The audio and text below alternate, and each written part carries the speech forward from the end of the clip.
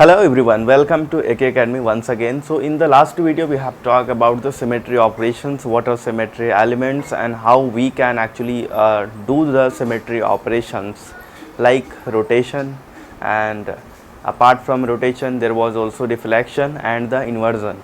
So now in this video we are going to start with our main core topics, that is what axis of symmetry, which we had talked about what comes under the symmetry elements like axis of symmetry, plane of symmetry, center of symmetry. So we will be talking these all things right now. So चलिए शुरू करते हैं। सबसे पहली चीज़ है proper axis of rotation, या फिर इसी को ही बोलते हैं एक्सिस ऑफ सिमेट्री, जो कि हमने बोला था क्या होता है AOS यानी कि एक्सिस ऑफ सिमेट्री। अब एक्सिस ऑफ सिमेट्री किसे बोलते हैं इसके बारे में भी हम समझते हैं, और हम ये भी समझेंगे इस वीडियो में कि कैसे हम फाइंड आउट कर सकते हैं, राइट। तो वीडियो लेक्चर को पूरा देखिए। तो चलिए शुरू करते हैं। क्या होता है प्रॉपर एक्सिस ऑफ रोटेशन?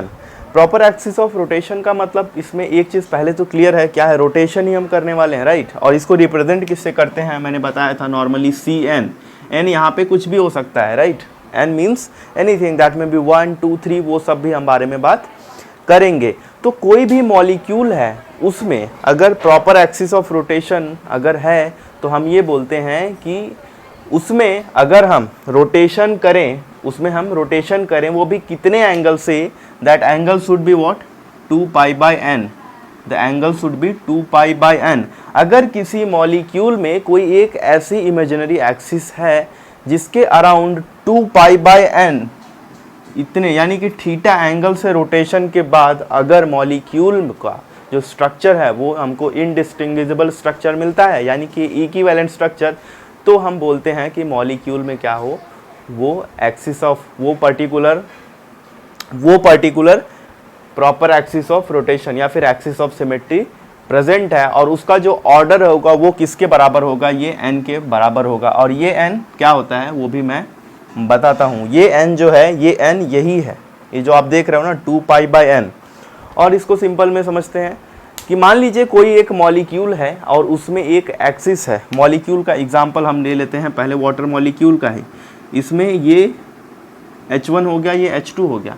ये मॉलिक्यूल में कोई एक ऐसी एक्सिस प्रेजेंट है, इमेजिनरी एक्सिस की बात कर रहे हैं, जिसके अराउंड रोटेशन के बाद हमको क्या मिल जाए, जिसके अराउंड रोटेशन के बाद by what angle, the angle should be theta should be equal to 2 pi by N.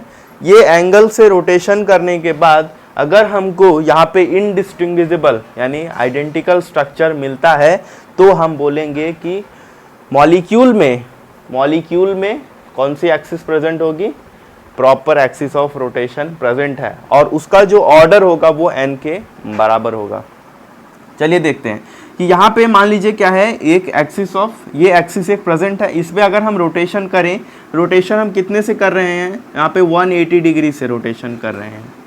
यहाँ पे हम 180 डिग्री से रोटेशन कर रहे हैं, तो हमको क्या मिल रहा है स्ट्रक्चर, यहाँ पे हमको H2 मिल रहा है, यहाँ पे हमको H1 मिल रहा है, बराबर। अभी अगर हम फिर से रोटेशन कर दें 180 डिग्री से, तो फिर हमको क्या मिल जाएगा, 180 डिग्री से अगर हम फिर से रोटेशन कर दें तो हमको ये मिल जाएगा फिर से यही structure, right.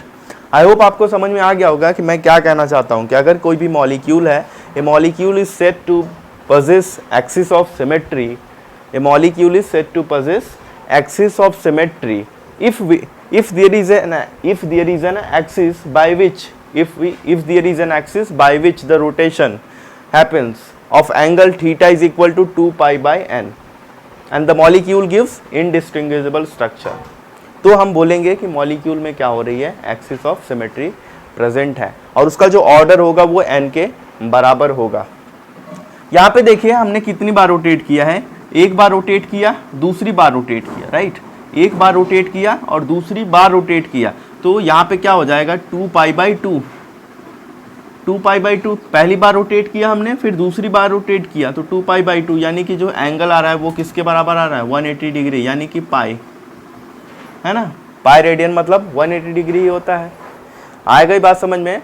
Axis of rotation कब होता है मॉलिक्यूल में, कि अगर कोई एक मॉलिक्यूल है, अगर आप उसको रोटेट कर रहे हो, उसमें एक ऐसी इमेजिनरी एक्सिस प्रेजेंट है जिसके अराउंड आप सिमेट्री ऑपरेशन कर रहे हो by a particular angle, the angle should be equal to what 2 pi by N, where N is the order, this N is the order. ये एन क्या है, एक नंबर है, ऐसा समझो ये एन क्या है, एक नंबर है जिसको हम ऑर्डर बोलते हैं अगर इसके साथ लिखा जाए। तो अगर आप इससे रोटेट करते हो इतने एंगल से, जो मॉलिक्यूल है वो after rotation the molecule gives the indistinguishable structure, right. So इसी को हम बोलेंगे कि मॉलिक्यूल में तब क्या प्रेजेंट है, axis of, proper axis of rotation है या फिर एक्सिस ऑफ सिमेट्री प्रेजेंट है। अब देखो यहाँ पे हमने एक बार रोटेट किया और दूसरी बार रोटेट किया, यानी कि ये जो रोटेशन हुआ ये यहाँ पे क्या प्रेजेंट होगा, C2 एक्सिस ऑफ सिमेट्री है, C2 axis of symmetry present है। आ गई बात समझ में, इसमें क्या प्रेजेंट है, C2 एक्सिस ऑफ सिमेट्री। एक और भी एग्जांपल लेते हैं और समझते हैं, एक और एग्जांपल लेते हैं, उसमें हम समझेंगे C3 एक्सिस को। C3 एक्सिस को कैसे समझेंगे, ध्यान दीजिए कि मान लीजिए अमोनिया का हम एग्जांपल ले रहे हैं। अमोनिया में यहाँ पे ये H1 है, यहाँ पे क्या है H2 है और यहाँ पे ये है H3। टेट्राहेड्रल की तरह स्ट्रक्चर होता है, टेट्राहेड्रल की तरह समझ रहे हो ना। एक H1 ऐसा समझो कि यहाँ पे हमारे पास H1 है, ये है H2 और एक मैं लगा देता हूँ H3 और ऊपर एक, ये बिल्कुल ही अमोनिया है और ये नाइट्रोजन का लोन पेयर, बराबर। अब इधर क्या कर सकते हैं, रोटेशन कर सकते हैं हम। देखो वही चीज़ है ना, ध्यान दीजिए, ये H3 हो गया, ये H2 हो गया, ये H1 हो गया। अब हम इसको रोटेट करें अगर, तो रोटेट करने के बाद क्या होगा कि ये H3 कहाँ पे आ जाएगा, H1 की जगह पे आ जाएगा, H3 H1 की जगह पे आ जाएगा और H2 किसकी जगह पे आ जाएगा, H3 की जगह पे आ जाएगा, बराबर। और फिर ऐसे ही रोटेशन आप कर सकते हो। और भी पहले रोटेशन हमने किया, यहाँ पे एक एक्सिस, इमेजिनरी एक्सिस प्रेजेंट है, मान लीजिए इसको हमने रोटेट किया एंटी क्लॉकवाइज, तो H3 किधर आ गया है, H3 H1 की जगह आ गया और H2 H3 की जगह चले गया, बराबर। देखो लिख देते हैं, यहाँ पे H2 आ जाएगा, यहाँ पे आ जाएगा H1 और यहाँ पे आ जाएगा H3। समझो ये क्या था, H3 था, H3 था, है ना। H3 रोटेशन के बाद आ गया H1 की जगह पे, तो रोटेशन के बाद ये आ गया H3, यहाँ पे H1 की जगह पे आ गया और H1 किधर चले गया, H2 की जगह पे, और H2 चला गया H3 की जगह पे। तो ये हमने एक बार रोटेट किया इसको, ये हमने एक बार रोटेट किया, वन टाइम। अब दूसरी बार जब हम रोटेट करेंगे तो फिर क्या होगा, H1 आ जाएगा इधर, H1 H2 की जगह पे आ जाएगा। So now in this case H1 will come at the position of H2 और H3 फिर से आ जाएगा H1 की जगह पे और H2 आ जाएगा H3 की जगह पे। एक बार अगर हम और रोटेशन कर दें, एक बार और रोटेशन कर दें तो ध्यान दीजिएगा क्या होगा कि H3 फिर से अपने पोजीशन पे आ जाएगा, H3 H1 की जगह पे आ जाएगा और H1 किसकी जगह पे आ जाएगा, H3 की। यानी कि हमको फिर से यही चीज़ मिल जाएगी। यानी हमने रोटेशन एक बार किया, दो बार किया, तीसरी बार रोटेशन किया, तो यहाँ पे 2 पाई बाई क्या हो जाएगा 3, 2 pi by 3 which will come 120 degree. तो मतलब आप जो रोटेशन कर रहे हो थीटा, वो किसके कर रहे हो, 120 डिग्री से कर रहे हो। जो हम रोटेशन कर रहे हैं वो 120 डिग्री से रोटेशन करने के बाद जो मॉलिक्यूल का स्ट्रक्चर है वो हमको क्या मिल रहा है, इनडिस्टिंग्विजिबल स्ट्रक्चर, यानी कि क्या हो गया, आइडेंटिकल स्ट्रक्चर मिल रहा है जो कि पहले था हमारा। क्लियर है। तो ये है फंडा एक्सिस ऑफ सिमेट्री का। अब यहाँ पे जो प्रेजेंट होगा वो क्या होगा, C3 होगा। Cn मैंने बोला था, n की जगह आपको क्या लिखना है, 3 लिखना है। n किसके बराबर है, ये जो 2 पाई बाय n या फिर 360 डिवाइड बाय n, हम ऐसा बोल सकते हैं, राइट। तो ये n इसके बराबर होगा। आगे बात समझ में एक्सिस ऑफ सिमेट्री क्या होती है। और कोई एग्जांपल एक लेते हैं और फिर और भी समझते हैं। देखो इसके बाद मैं इसमें कुछ ट्रिक्स भी बताने वाला हूँ, है ना। तो उससे क्या होगा, आपका काम और भी आसान हो जाएगा, जो कि हम आगे हमको बहुत ज़्यादा यूजफुल रहेगा।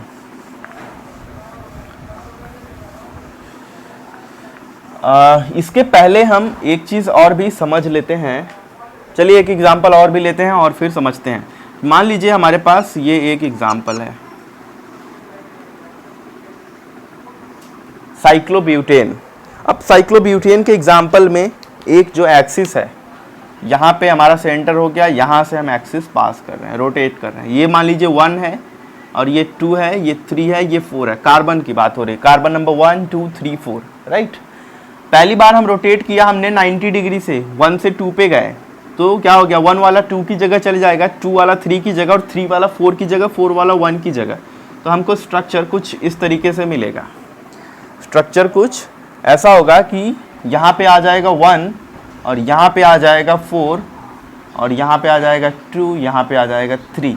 इसके बाद फिर से हमने रोटेट किया, मॉलिक्यूल को हमने और ज़्यादा रोटेट किया, और ज़्यादा रोटेट करेंगे तो 1 आ जाएगा 2 की जगह। अभी क्या हो जाएगा हमारे पास, I will get something like this, ये 1 2 की जगह आ जाएगा, तो यहाँ पे आ जाएगा मेरे पास 1 और यहाँ पे हो जाएगा 4 और यहाँ पे हो जाएगा 3, यहाँ पे हो जाएगा 2। एक बार और मैं रोटेट कर दूं तो ध्यान से समझिए, अगर इसको एक बार और रोटेट किया जाए तो कुछ हमको इस तरीके से मिलेगा structure. I will get something like this, 1 आ जाएगा 2 की जगह, है ना, अभी भी एक्सिस वैसे ही है, अभी भी रोटेट की कर रहे हैं, तो आ जाएगा 1 2 की जगह आ जाएगा, तो यहाँ पे आ जाएगा 1 और यहाँ पे आ जाएगा 2, यहाँ पे आ जाएगा 1, यहाँ पे आ जाएगा 2 और यहाँ पे आ जाएगा 3 और यहाँ पे आ जाएगा 4, राइट। अब इसको एक बार और रोटेट अगर कर दिया जाए तो आई will get this structure again. जो भी हमको स्ट्रक्चर ए था, ये ए है, ये बी है, ये सी है, ये डी है। ए बी सी डी में अगर इसको 4 बार आप रोटेट कर रहे हो, आफ्टर रोटेटिंग इट 4 टाइम्स, कितने एंगल से कर रहे हैं वो भी हम देखते हैं, वो भी हम समझेंगे। एक बार रोटेट किया, ये मिला, दूसरी बार किया, ये मिला, तीसरी बार किया, ये मिला, चौथी बार किया, we got the indistinguishable structure. Again क्या मिल गया हमको, आइडेंटिकल स्ट्रक्चर मिल गया जो कि हमको चाहिए था। तो यहाँ पे एंगल क्या होगा, 2 पाई बाई 4, यानी कि क्या हो जाएगा, पाई बाई 2 मीन्स 90 डिग्री।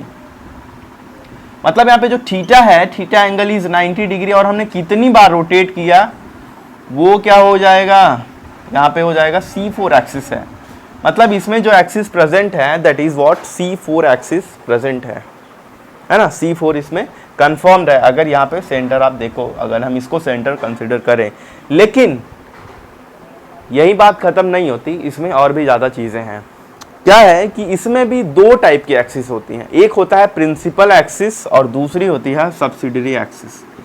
पहला मैंने क्या बोला है, the first one is principal axis, the second one is subsidiary axis. Subsidiary axis 2 चीजें हैं। अब इन दोनों चीजों को समझते हैं कि ये दोनों चीजें क्या हैं, प्रिंसिपल एक्सिस क्या होती है और सब्सिडियरी एक्सिस क्या होती है ना। तो ये चीजें जानना बहुत जरूरी है। तो चलिए समझते हैं क्या होता है प्रिंसिपल एक्सिस। प्रिंसिपल एक्सिस मतलब वो एक्सिस जिसमें जो ऑर्डर हो, ऑर्डर यानी समझ रहे हो ना, इसमें C4 है, ये जो ऑर्डर है ये क्या हो, मैक्सिमम हो। Principal axis is that axis in the molecule which has highest number of order, highest number of order मतलब जो ऑर्डर है वो सबसे ज़्यादा बड़ा होना चाहिए, और उसके बाद उसके अलावा जो भी एक्सिस बचेगी उसी को हम बोलेंगे सब्सिडियरी एक्सिस। तो जो भी एक्सिस का जो ऑर्डर है वो सबसे ज़्यादा होगा उसको हम बोलेंगे प्रिंसिपल एक्सिस, और जो दूसरा चीज़ है कि जिसमें ऑर्डर उसके बाद के जो भी एक्सिस बचेंगे उसको हम बोलेंगे सब्सिडियरी एक्सिस। ध्यान दीजिए, इसी में हम समझ लेते हैं कि ये तो आपने पहले समझा कि इसमें एक C4 रोटेशन प्रेजेंट है। अगर C4 प्रेजेंट है, इसके अलावा और भी प्रेजेंट हो सकता है कि नहीं, ये चीज़ को भी हमको समझना है। कि मान लीजिए C4 हमारे पास है, अब C4 के अलावा अगर मैं दूसरा भी ट्राई करूं तो क्या दूसरा पॉसिबल है, वो भी देख ही लेते हैं। कि अगर आप ये एक्सिस के बजाय, ये मान लीजिए ये तो एक प्लेन था, है ना, ये क्या था, साइक्लोब्यूटेन, ये तो एक प्लेन था, ऐसे समझो आप प्लेन में है। लेकिन अगर ये एक्सिस हमने पास की थी, अभी तक तो हमने ये वाली एक्सिस पास की थी, है ना, मॉलिक्यूल समझो ऐसा प्लेन में है, और ये अगर ये प्लेन में बात करें तो ये व्हाइट बोर्ड के प्लेन में है, और जो एक्सिस थी वो ये वाली थी, सीधा आपकी तरफ जो दिख रही है ना। अब जो दूसरी एक्सिस पास कैसे कर सकते हैं कि ये प्लेन है और अलोंग विद द प्लेन ऐसे भी तो रोटेट किया जा सकता है ना, ऐसे भी तो रोटेट कर सकते हो आप, बराबर। इसको मैं देखिए इसी में ही देखते हैं, बोर्ड में ही, इसी में बेहतर है कि इधर अगर मान लीजिए ये एक्सिस एक इधर से हम रोटेट करें, ये वाली को मैं हटा देता हूँ, तब आपको ज़्यादा अच्छे से समझ में आ जाएगा, है ना। ये पहली एक्सिस जो थी वो आप समझिए कि क्या थी, प्लेन, जो प्लेन है उसके अबव थी, है ना, अबव थी। अब जो दूसरी एक्सिस पास कर रहे हो आप, वो ऐसी भी तो एक्सिस हो सकती है, इसके अराउंड भी तो रोटेशन पॉसिबल है ना। अब अगर इसके अराउंड रोटेशन आप पॉसिबल है तो उस केस में देखिए क्या होगा स्ट्रक्चर और कौन सी एक्सिस होगी। तो पहला हमने निकाल लिया है कि इसमें ऑलरेडी C4 प्रेजेंट है। इसके अलावा भी हम और भी एग्जांपल लेंगे और उसमें भी मैं आपको समझाऊंगा कि कैसे पॉसिबल है। देखिए पहला एग्जांपल में देखिए, इसमें अगर इसको रोटेट किया तो क्या हो जाएगा, 1 2 की जगह चले जाएगा, है ना, 1 2 की जगह चले जाएगा। तो इधर आ जाएगा 1, इधर आ जाएगा अपना 2 और 3 4 एक्सचेंज होंगे, इधर आ जाएगा 4 और इधर आ जाएगा 3। ये हमने पहली बार रोटेट किया। अब जब दूसरी बार रोटेट करोगे तो आपको फिर से यही मिल जाएगा इसी एक्सिस के अलाउंग। कैसे मिलेगा, 2 फिर से अपनी जगह पे आ जाएगा, 1 फिर से अपनी जगह पे आ जाएगा। तो मतलब एक C2 भी इसमें प्रेजेंट है, एक C2 इधर से प्रेजेंट है, एक C2 इधर से प्रेजेंट है, बराबर। इधर से भी तो एक C2 प्रेजेंट है, ये वाला। अगर मैं ऐसे बात करूं तो ये प्लेन हो गया, है ना, ये वाली एक्सिस हो गई। इसके अलावा ये वाली भी एक्सिस में भी एक C2 होगा, इधर 2 3 एक्सचेंज होंगे, उसको भी करके देख लेते हैं। इसमें क्या होगा, इसमें 2 3 एक्सचेंज होगा, ये 2 इधर आ जाएगा और ये 3 इधर आ जाएगा और ये 1 4, यानी इधर आ जाएगा 1 और इधर आ जाएगा 4।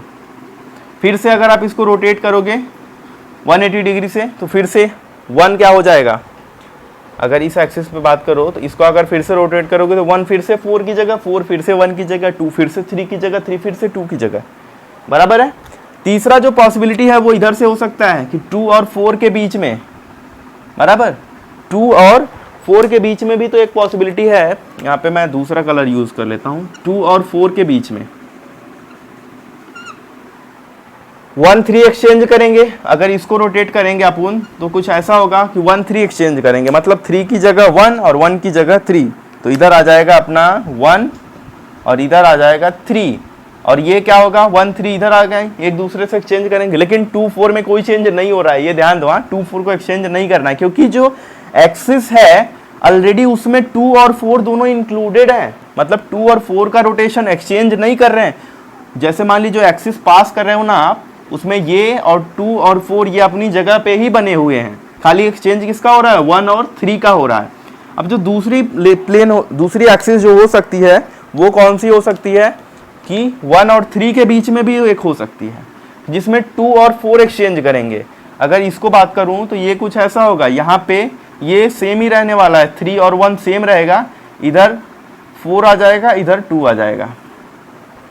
कार्बन की बात हो रही है 1 2 3 4। व्हेनेवर आई एम सेइंग 1 2 3 4, आपको ये समझना है कि यहाँ पे हम बात कर रहे हैं कार्बन की, मतलब carbon number 1, carbon number 2, carbon number 3 and carbon number 4। Got it, ये चीज आपको समझ गया। तो यानी फिर इसमें क्या है, एक C4 प्रेजेंट है और क्या प्रेजेंट है, 4 C2 प्रेजेंट है,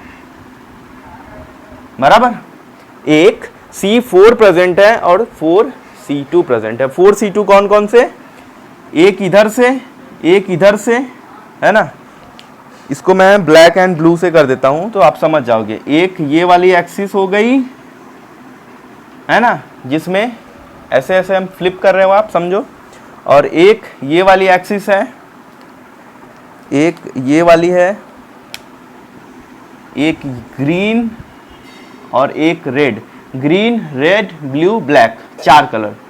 4 C2 प्रेजेंट है और एक C4 प्रेजेंट है।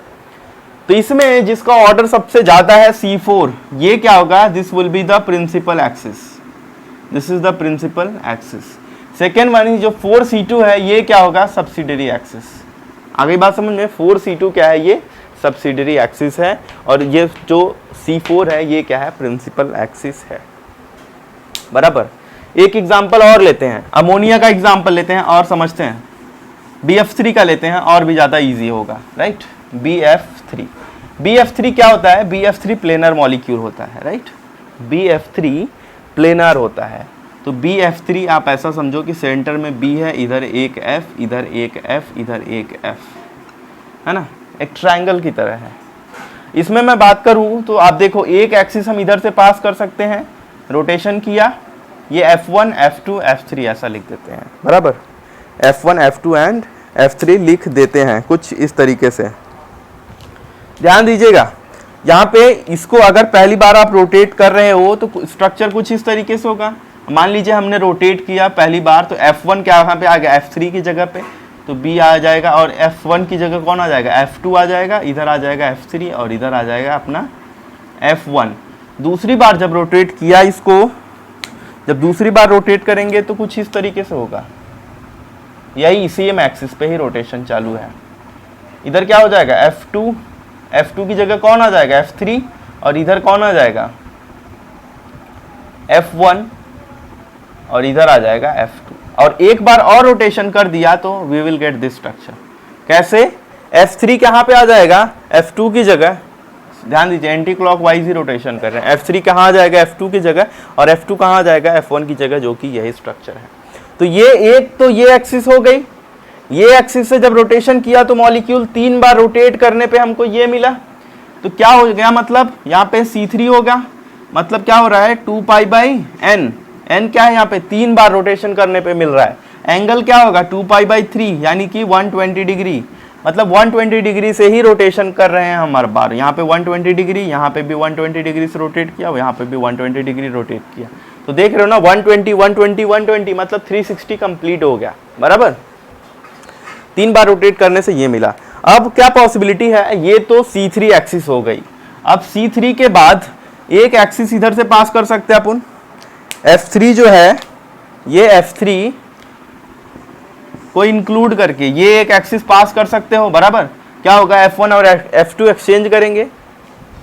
मैं इसको इरेज कर देता हूं, फिर से मैं लिखता हूं। एक हमको C3 मिला, वो आप समझ गए हैं कि कैसे मिला। अब ये एक एक्सिस ऐसे पास करेंगे जिसमें क्या हो F3 और F1 और F2 एक्सचेंज करेंगे। तो ध्यान दीजिए कैसे होगा, यहाँ पे होगा B, इधर होगा F2 और इधर होगा F1, और इधर अपना F3 अपनी जगह पे रहेगा। और एक बार और रोटेशन कर दिया तो हमको सेम स्ट्रक्चर फिर से मिल जाएगा।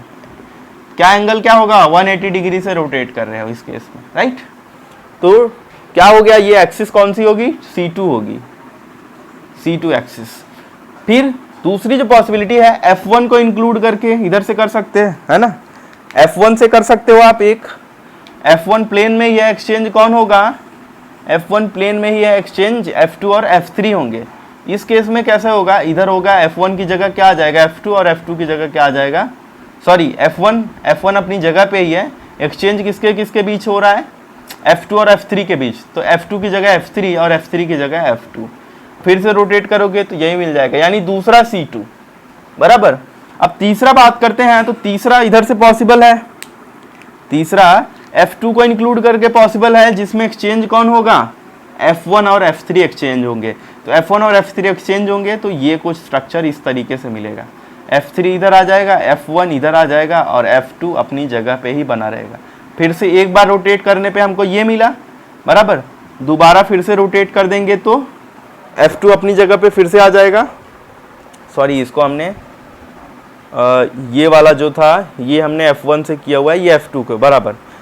इधर F1 और F3 को, ठीक है। ये एक्सिस नहीं है, एक्सिस ये वाली है, F2 की है, राइट। तो F1 और F3 के बीच एक्सचेंज होगा, तो मतलब F1 की जगह F3, F3 की जगह F1, यानी कि फिर से हमको ये मिल जाएगा। तो एक C2 ग्रीन वाले से मिला, एक C2 रेड वाले से मिला, और एक C2 किससे मिला, ब्लू वाले से मिला। तो मतलब क्या हो गए, 3 C2 पॉसिबल हैं। अच्छा, अब ये यहाँ पे क्या आ रहा है, कंक्लूजन क्या निकल के आ रहा है वो भी देखते हैं। यहाँ पे 2 इंपॉर्टेंट चीजें आ रही हैं, 2 इंपॉर्टेंट चीजें, बहुत इंपॉर्टेंट चीजें निकल के आ रही हैं, जो कि आपके लिए ट्रिक है ना। वो चीजें क्या क्या हैं। पहली चीज ये है कि अगर समझ गए ना, इसमें C3 क्या है, C3 इसमें है principal axis. So this C3 is the principal axis which is passing only on this from this boron, right. और ये क्या है, जो C2 एक्सिस हैं, ये क्या है, ये सब्सिडियरी एक्सिस है। Got it. Now 2 things are coming here, as I told you कि 2 इंपॉर्टेंट चीजें निकल के आ रही हैं। वो दोनों इंपॉर्टेंट चीजें क्या हैं उनको समझते हैं। कि पहले केस में क्या हुआ, कि पहले केस में हमको मिला था 4C2 एंड C4। पहले केस में हमको मिला था C4 के साथ क्या था, 4C2 था। दूसरे केस में क्या मिला, C3 के साथ 3C2 था। यानी देख रहे हो कि जितना C4 का इधर ऑर्डर है उतने ही C2 एक्सिस भी मिल रहे हैं। इधर C3 3 है तो इधर 3 C2 मिल रहा है। यानी कि अगर Cn एक्सिस प्रेजेंट है तो इसमें या तो n C2 एक्सिस होंगे या फिर 0 C2 एक्सिस होंगे। This is the important thing, very important thing, this is the trick for you. क्योंकि सारे मॉलिक्यूल में तो इमेजिन करते बैठोगे नहीं एग्जाम में, है ना। 1 मिनट के अंदर आपको क्वेश्चन सॉल्व करना है। जब आप कहीं फंसते हो, जब आपको लगता है कि ये क्वेश्चन मैं सॉल्व कर लूंगा, तब आपको उस पर थोड़ा टाइम और देना चाहिए, है ना। नहीं तो क्या होगा कि आपको ट्रिक तो पता होना चाहिए एटलीस्ट। ट्रिक पता रहने से एडवांटेज क्या है कि फटाफट सारे क्वेश्चन बहुत जल्दी जल्दी कर लोगे। मतलब मॉलिक्यूल में इधर पता हो गया कि अगर C2 इधर क्या है, Cn है, अगर NC2 है, मतलब या तो इसमें NC2 होंगे या तो एक भी नहीं होगा। C4 में या तो 4 C2 थे या तो एक भी C2 नहीं होता। C3 में 3 C2 हैं या तो एक भी C2 नहीं होता। तो ये चीज इंपॉर्टेंट है, बराबर। समझ में आ गई बात। अब दूसरा हम निकालते हैं, दूसरा ये पहला ट्रिक हो गया, this is the trick number 1। Got it. अभी इसके बाद भी जब प्लेन ऑफ सिमेट्री में हम जाएंगे तो वहां पे भी आप समझोगे जितने C2 हैं उतने सिग्मा भी पॉसिबल हो सकते हैं, है ना। धीरे धीरे जैसे जैसे चलते जाएंगे समझते जाएंगे हर कॉन्सेप्ट। अब दूसरा ट्रिक हो क्या हो गया, ट्रिक नंबर 2। जैसे अगर अमोनिया की बात करें तो इसमें क्या था, HHH, तो ऑर्डर क्या मिला, C3। BF3 में क्या था, FFF, ऑर्डर क्या था हाईएस्ट, 3, है ना। वाटर मॉलिक्यूल में इधर H इधर एक H, ऑर्डर क्या है, हाईएस्ट 2 है। C2 प्रेजेंट है, इसमें C3 प्रेजेंट है, इसमें C3 प्रेजेंट है। अभी ऐसे ही बात करेंगे PTCl4 के बारे में, है ना। PTCl4 इसमें क्या है, 4 है, तो मतलब क्या हो रहा है, C4 हो गया। जैसे हमने बात की साइक्लोब्यूटेन के बारे में, 1 2 3 4, 4 एक्सचेंजेबल एटम, मतलब क्या हो रहा है, C4 मिल गया। समझ रहे हो क्या कंक्लूजन निकल रहा है। मतलब जितने number of exchangeable atoms present हैं वही उसका हाईएस्ट ऑर्डर है। वाटर में कितने एक्सचेंजेबल हैं, 2 H है, हाईएस्ट ऑर्डर C2। अमोनिया में 3, हाईएस्ट ऑर्डर C3, मतलब जो C3 एक्सिस है वो प्रेजेंट हो गए। BF3 में 3 C3। साइक्लोब्यूटेन में 4 एटम एक्सचेंज हो रहे थे एक दूसरे से, क्या हो गया, C4 हो गया। तो ट्रिक नंबर 2 ये कहता है कि जितने नंबर ऑफ एक्सचेंजेबल एटम्स रहेंगे, जो मॉलिक्यूल का जो ऑर्डर है वो उसके हाईएस्ट ऑर्डर की मैं बात कर रहा हूँ, प्रिंसिपल एक्सिस के बारे में, वो उसका ऑर्डर हो जाएगा। क्लियर। तो इसमें एक्सिस ऑफ सिमेट्री हमने समझ लिया क्या होता है, कैसे होता है, सारी चीज़ें खत्म इसके बारे में। आई होप सब चीज़ें अच्छे से समझ में आई आपको, बेसिक से लेके एडवांस तक, है ना। ट्रिक भी हमने डिस्कस किया और फिर बेसिक भी एग्जाम्पल भी लेके देखे। अब दूसरा समझते हैं प्लेन ऑफ सिमेट्री क्या होता है। प्लेन ऑफ सिमेट्री क्या होता है, या कितने टाइप का होता है, मॉलिक्यूल में कैसे प्रेजेंट होता है, उसको भी हम समझते हैं बेसिक एग्जाम्पल लेके। तो फिर समझते हैं प्लेन ऑफ सिमेट्री।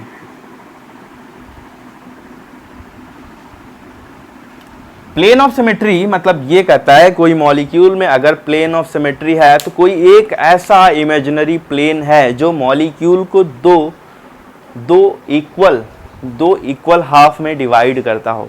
यानी मॉलिक्यूल में कोई एक ऐसा प्लेन प्रेजेंट हो कि जो मॉलिक्यूल को 2 इक्वल हाफ में डिवाइड करे, उसको हम बोलेंगे प्लेन ऑफ सिमेट्री, है ना। तब मॉलिक्यूल में बोलेंगे प्लेन ऑफ सिमेट्री, ये हो गया।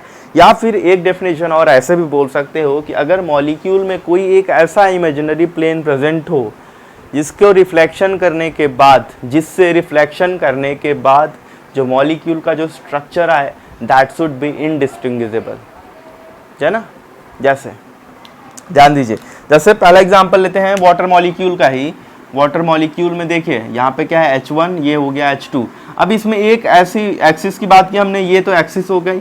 एक ऐसा प्लेन भी प्रेजेंट है मॉलिक्यूल में कि जो क्या करता है, एक ऐसा प्लेन भी प्रेजेंट है मॉलिक्यूल में जो मॉलिक्यूल को 2 इक्वल हाफ में डिवाइड करता है। ये प्लेन देखो मॉलिक्यूल को कट कर रहा है ना। एज्यूम ऑक्सीजन एक स्फीयर है और ये भी एक बॉल है, ये भी एक बॉल है। अब बॉल को समझो कि ये इसको हम कट कर रहे हैं, बीच से ही काट दिया, ये पार्ट बराबर है, ये पार्ट बराबर है ना।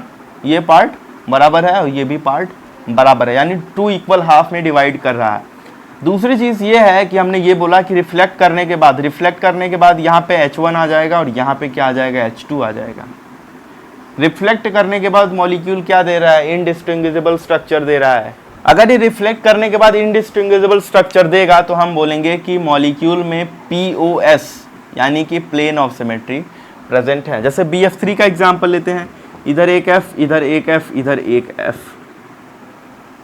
एक प्लेन हमारे पास ऐसी हो सकती है कि इधर से अगर हम इसको बाइसेक्ट करें, ये अगर डिवाइड करें तो ये मॉलिक्यूल को 2 इक्वल पार्ट में डिवाइड कर सकती है, like the water molecule BF3 में। ध्यान दीजिए, ये एक बॉल है, समझ के चलो कि B क्या है, एक बॉल है, दिस इज ए स्फीयर, ये भी एक स्फीयर है, ये भी एक स्फीयर है।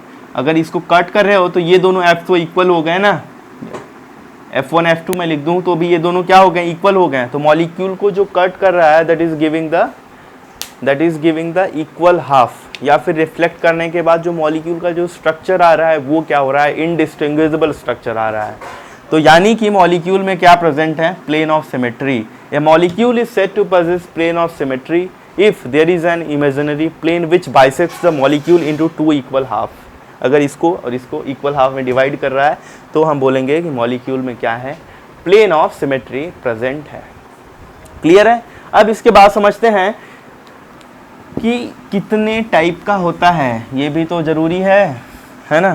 प्लेन ऑफ सिमेट्री कितने टाइप का होता है, इसको हम डिनोट किससे करते थे, सिग्मा से। अब यहाँ पे देखो 3 चीज़ें होती है, एक सिग्मा V होता है, सिग्मा D होता है, सिग्मा H होता है। 3 टाइप के होते हैं इसमें, sigma V, sigma D and sigma H।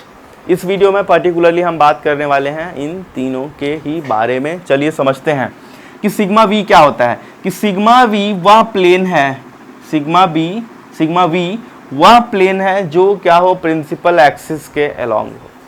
Principal axis के अलोंग जो प्लेन रहेगी उसको हम बोलेंगे कि सिग्मा V है, बराबर।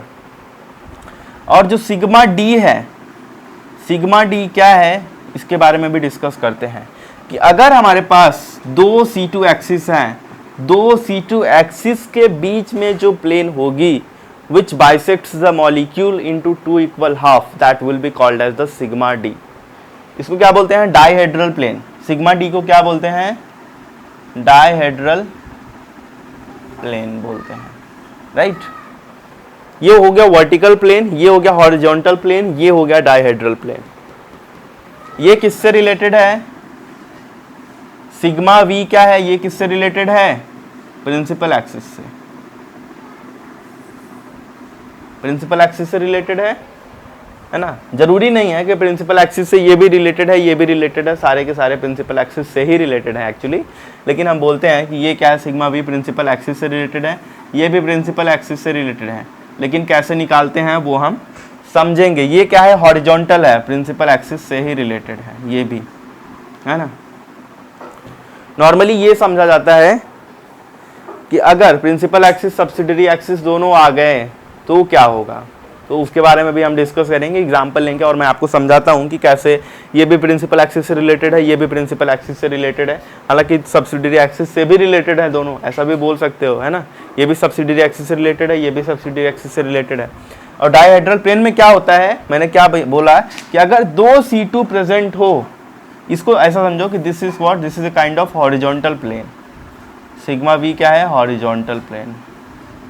और सिग्मा V क्या है, सिग्मा H क्या है, हॉरिजॉन्टल, सिग्मा V क्या है, वर्टिकल। Vertical plane, right. ये डाइहेड्रल हो गया। अगर 2 C2 एक्सिस प्रेजेंट है मॉलिक्यूल में तो दोनों C2 एक्सिस के बीच में से जो प्लेन पास होगी उसको हम बोलेंगे डाइहेड्रल प्लेन।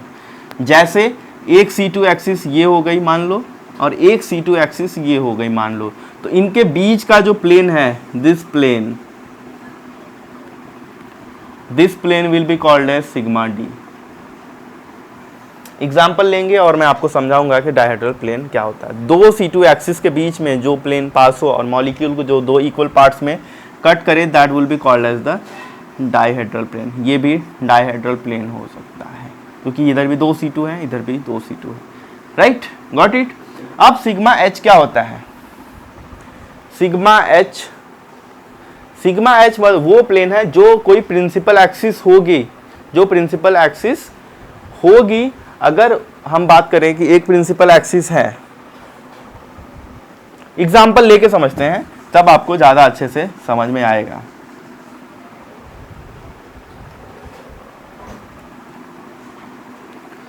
मान लीजिए वाटर मॉलिक्यूल हमने लिया एक, है ना, ये एक H, इधर एक H1, इधर एक H2।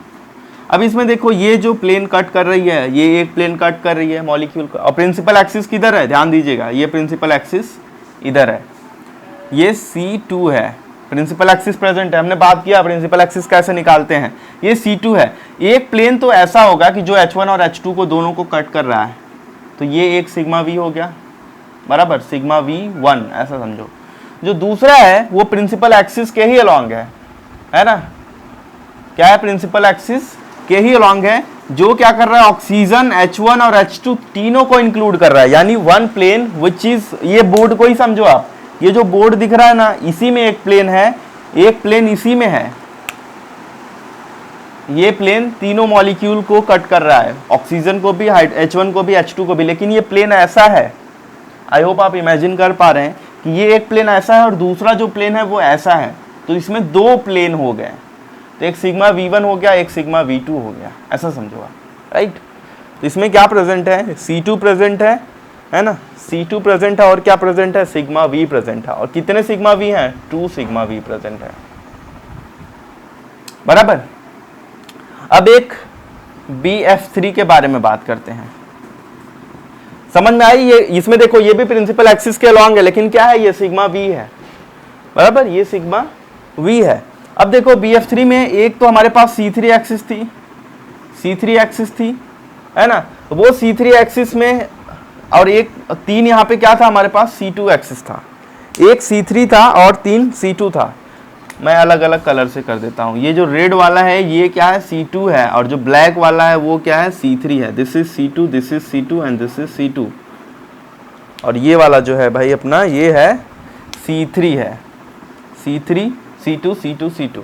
देखो एक प्लेन ऐसे कट करें अगर, तो ये दो F को कट करेगा, यहाँ पे मैं फिर से लिखता हूँ, F इधर B इधर F इधर F, है ना। एक प्लेन जब ऐसे पास किया हमने, तो ये दोनों F को कट कर रहा है इक्वल पार्ट्स में, एक पहली प्लेन हो गई। जब हम ऐसे पास करें तो ये इसको कट कर रहा है, ये F को इक्वल पार्ट्स में, तो ये दूसरा प्लेन हो गया। तीसरा जब हम ऐसे पास करेंगे तो ये भी कट करेगा इन दोनों को इक्वल पार्ट्स में, है ना। तो यानी कि 3 सिग्मा V प्रेजेंट है इसमें, 3 सिग्मा V प्रेजेंट है इसमें, समझ में आई बात। अब इसमें सिग्मा H भी प्रेजेंट है। सिग्मा H कैसे प्रेजेंट है वो देखें। जो C3 एक्सिस है आपकी, मान लीजिए BF3 क्या है, ये एक प्लेन में है ना, ये जो प्लेन है ये C3 एक्सिस हो गई आपकी। लेकिन ये जो प्लेन जो कट कर रहा है, ये जो आपकी एक्सिस है प्रिंसिपल एक्सिस, है ना, ये जो प्रिंसिपल एक्सिस है ये क्या कर रहा है, इसको हॉरिजॉन्टली कट कर रहा है ना, हॉरिजॉन्टली कट कर रहा है, मतलब प्रिंसिपल एक्सिस को 2 पार्ट में डिवाइड कर दे रहा है। तो ये जो प्लेन है this is what, this is sigma H। तो यानी कि इसमें 3 सिग्मा V है और 1 सिग्मा H है। समझ में आई बात। ये क्या है, सिग्मा H है और 3 सिग्मा V है। तो यानी ये जो प्लेन है जिसमें खुद मॉलिक्यूल है, ध्यान दीजिए, ये जो प्लेन है जिसमें खुद मॉलिक्यूल है, आप ऐसा समझो कि ये अपना BF3 मॉलिक्यूल था, इधर एक स्फीयर, इधर एक स्फीयर, इधर एक स्फीयर, यानी 3 बॉल लगे हुए हैं। अब ये एक प्लेन इसको कट करेगा, तो ये जो है ये प्रिंसिपल एक्सिस हो गई, इसको जो कट कर रहा है ये सिग्मा H है, और जो दूसरा ऐसे ऐसे कट कर रहा है इनको दोनों को इक्वल पार्ट्स में ऐसे, बराबर, जैसे मेरा हाथ है, तो ये क्या हो गया, सिग्मा V। जो ऐसे कट कर रहा है वो भी क्या हो गया, सिग्मा V। जो ऐसे कट कर रहा है ये भी क्या हो गया, सिग्मा V। लेकिन जो ऐसे कट कर रहा है प्रिंसिपल एक्सिस के along, this is what, this is the sigma H। I hope it's clear now, बराबर। ये सिग्मा H हो गया। इसमें क्या डायहेड्रल प्लेन है। अभी बोलोगे कि इधर एक देखो क्या है, सिग्मा D में मैंने बोला कि 2 C2 के बीच, अभी बोलोगे ये भी C2 है, ये भी C2 है, बराबर, ये भी C2 है और ये भी C2 है। लेकिन क्या इसमें से हम डायहेड्रल प्लेन दिख रहा है क्या, ये C2 है, एक ये C2 है, बराबर। लेकिन डायहेड्रल प्लेन के लिए मैं एग्जांपल लेता हूं और उसमें आपको समझाऊंगा कि कैसे हम डायहेड्रल प्लेन फाइंड आउट करते हैं एक्चुअली, कैसे 2 C2 के बीच जब आप कट करोगे तब जाके डायहेड्रल प्लेन आएगा। इसमें डायहेड्रल प्लेन नहीं बोल सकते इसे, राइट। 2 C2 के बीच, इधर से एक, इधर से, ये C2 है, मान लीजिए अगर इधर एक C2 है, इधर एक C2 है, कोई बात नहीं, इसको हम कट करें तो मॉलिक्यूल में डायहेड्रल प्लेन आना चाहिए, लेकिन हम और भी एग्जांपल लेते हैं, उसमें हम समझेंगे कि डायहेड्रल प्लेन कैसे हम फाइंड आउट करते हैं, किस मॉलिक्यूल में हम बोलेंगे कि डायहेड्रल प्लेन है ना। आई बात समझ में। सिग्मा एच मिल गया हमको, क्या मिल गया, 3 सिग्मा वी मिल गया और 3 C2 भी मिल गया। क्लियर है। चलिए अब एक और भी एग्जांपल लेते हैं जिसमें मैं आपको समझाता हूँ कि सिग्मा डी कैसे प्रेजेंट होता है मॉलिक्यूल में। किसी मॉलिक्यूल में हम कब बोलेंगे कि सिग्मा डी प्रेजेंट है, डायहेड्रल प्लेन प्रेजेंट है। एक एग्जांपल लेते हैं, staggered form of the ethane. एक H इधर एक H, फिर इसके बाद इधर एक H, इधर एक H, इधर एक H, बराबर है ना, बराबर। अब इसमें देखो कि एक तो C3 प्रेजेंट होगा। आप ऐसे समझो कि जो बोर्ड के अंदर एक्सिस पास हो रही है, ये क्या होगा, ये तो C3 होगा, C3 होगा कि C6 होगा, वो ध्यान दो, C3 नहीं होगा, इसमें C6 होगा एक्चुअली है, राइट। क्योंकि कैसे, कितने एटम्स हैं, 1 2 3 4 5 6, ऐसा 6 एटम्स हैं, तो मतलब क्या होगा, C6 होगा, C6 एक्सिस होगी, राइट। तो यहाँ पे क्या मिला, C6 होगी। अब मैंने क्या बताया था, या तो इसमें 6 C2 होंगे या तो एक भी नहीं होंगे, या तो 6 C2 होंगे या फिर 0 C2 होंगे।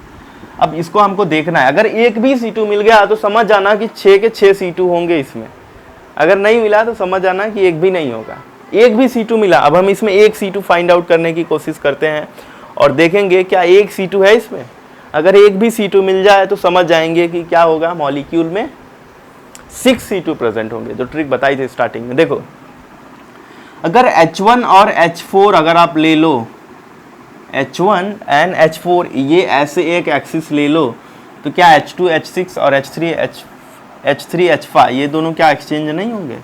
H6 H2 को रिप्लेस करेगा, H2 H6 को रिप्लेस करेगा, H5 H3 को और H3 H5 को, बराबर है। तो यानी कि एक C2 हमको मिल गया, एक C2 हमको मिल गया। वो C2 किसके किसके बीच है, H1 और H4 के बीच है। H1 एंड H4 के बीच में हमको मिल गया एक C2, यानी कि इसमें भी क्या होगा, 6 C2 प्रेजेंट होगा।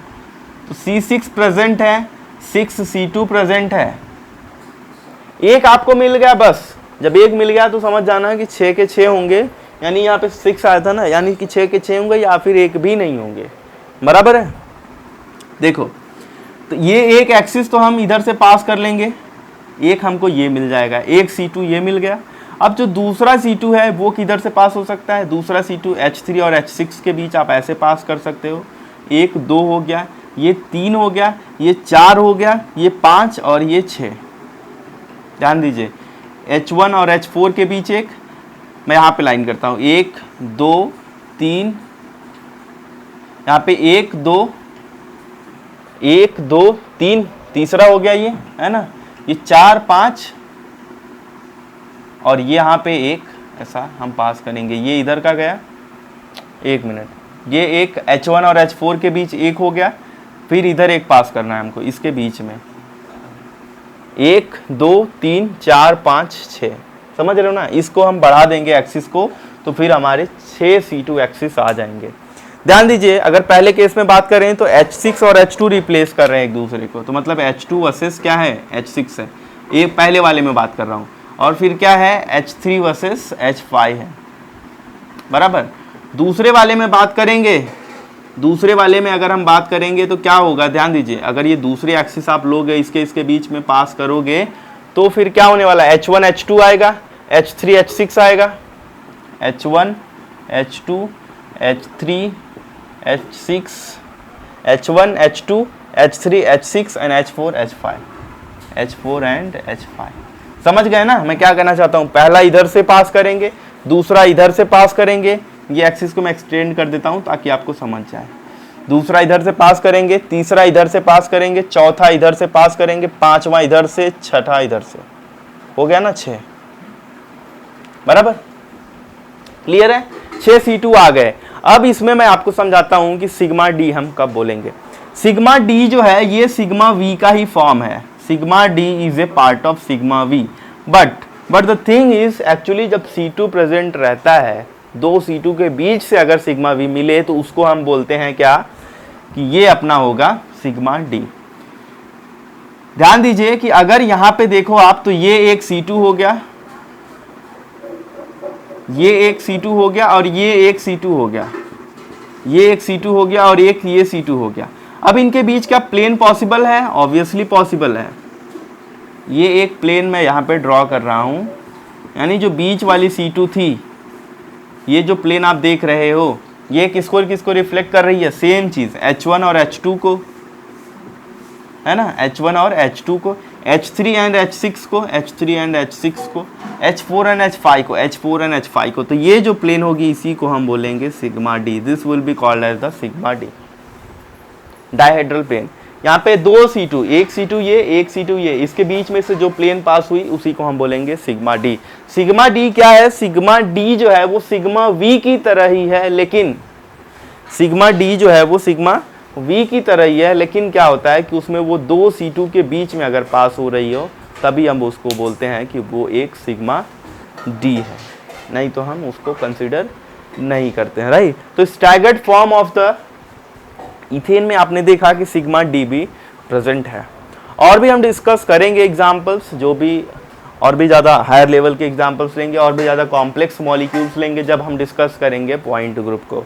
तो उसमें कुछ कुछ एग्जाम्पल्स लेके मैं आपको समझाऊंगा कि कैसे ये जो आप देख रहे हो C6 है, 6C2 है, और क्या होगा 3 सिग्मा V होगा, 3 सिग्मा D होगा, है ना, 3 सिग्मा V, 3 सिग्मा D, ये जो चीज़ें आ रही हैं, तो इसमें कौन सा पॉइंट ग्रुप होगा? एक्चुअली एक पर्टिकुलर इसका नाम होगा जिसको हम बोलेंगे पॉइंट ग्रुप, क्योंकि जितने भी ज़्यादा सिमेट्री ऑपरेशंस आप देख रहे हो, C6, 6C2, क्या होगा 3 सिग्मा V, 3 सिग्मा V आ जाएगा, 3 सिग्मा D आ जाएगा, है ना। तो फिर उसको हम बोलते हैं क्या, एक उसको हम एक ग्रुपिंग करेंगे, उसको हम बोलेंगे पॉइंट ग्रुप। तो उसमें जब हम डिस्कस करेंगे तो सारी चीज़ों को आप अच्छे से समझोगे। तो ये लेक्चर के लिए इतना ही। आई होप आपको समझ में आ गया होगा कि axis of symmetry and plane of symmetry क्या है और हम इसको कैसे परफॉर्म करते हैं, right. In the next video we will start with any other concept, like जो भी हैं आपके बचे हुए, है ना, इन्वर्जन, और फिर इसके अलावा क्या बचा हुआ है, identity and the improper rotation of axis. उन सब चीज़ों के बारे में बात करेंगे। Then we will move to the point group और फिर application part. Thank you so much for watching this video. अगर ये वीडियो आप यूट्यूब पे देख रहे हो तो चैनल को सब्सक्राइब करो, लाइक करो, और फिर वीडियो को शेयर भी कर दो अगर आप अपने दोस्तों तक भी ये पहुंचाना चाहते हैं। Thank you.